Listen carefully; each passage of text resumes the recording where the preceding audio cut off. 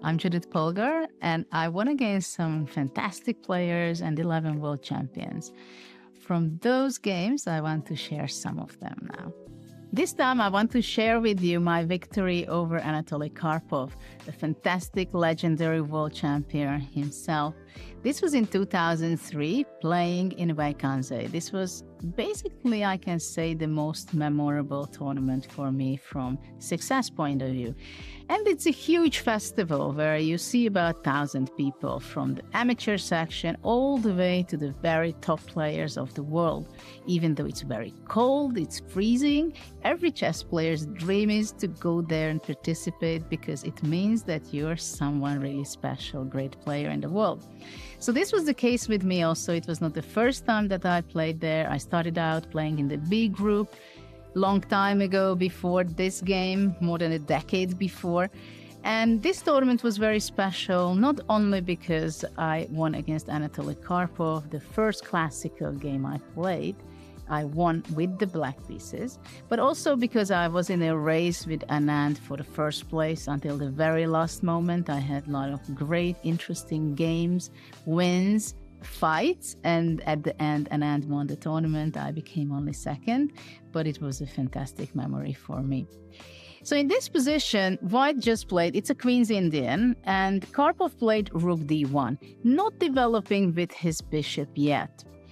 So in this position, I realized that maybe there is an opportunity for me to take activity and maybe to take initiative. So I thought, okay, why can't I go A5? Trying to go from the side, asking this pawn, what do you want to do? Because my plan is maybe just to take and attack it from the side with Rook A4. So after A5 is a typical reaction to go B5, not allowing my rook to be active, not allowing to open up the position, the A5. But after B5, I had my plan to go the very quiet move Rook C8. As the queen is standing on C3, I want to break out with C6, so I'm forcing White to lose a tempi. This is what happened. Karpov played Queen B3, moving out of the C file, getting ready for my C6.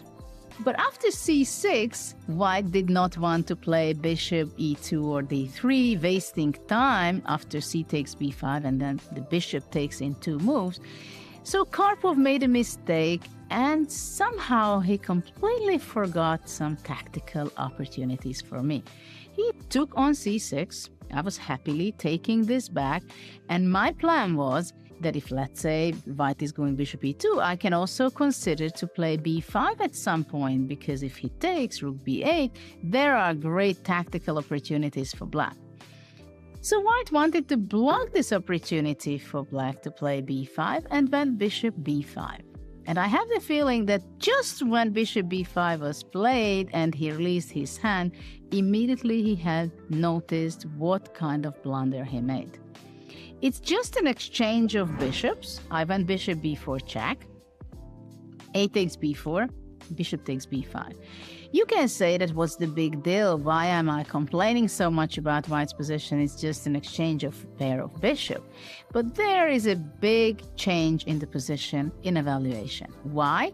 Because this B5 bishop is going to be much stronger than the B2. And mainly because I'm cutting off the opportunity for White to castle.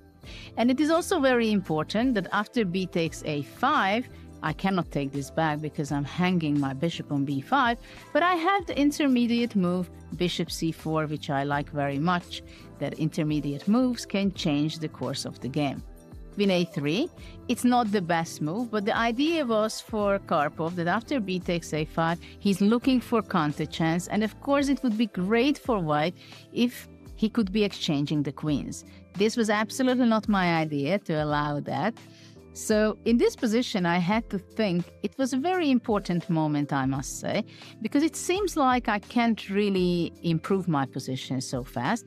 I went Bishop B5 because I wanted to open up the tactical opportunity for my rook to go to C2. Now he went D5. Of course, he wanted to simplify it a little bit and opening up the bishop, looking for counter chances. Still, I went Rook C2, Rook D2, and after Rook D2, it was a very important move, queen c8. Because after queen c8, I'm threatening, for example, to take rook b2. So there are endless tactical ideas in these kind of positions. White went back for this reason to play queen a3. After that, I took king takes d2, trying to bring the rook to c1. After knight b6, I will stop here because you see already in the position that I took over. I have the initiative, I have the attack, and I won the game also. So this was the first classical game victory against Karpov for me. And in this year, actually, I followed it with some others, which was a very memorable year for several reasons.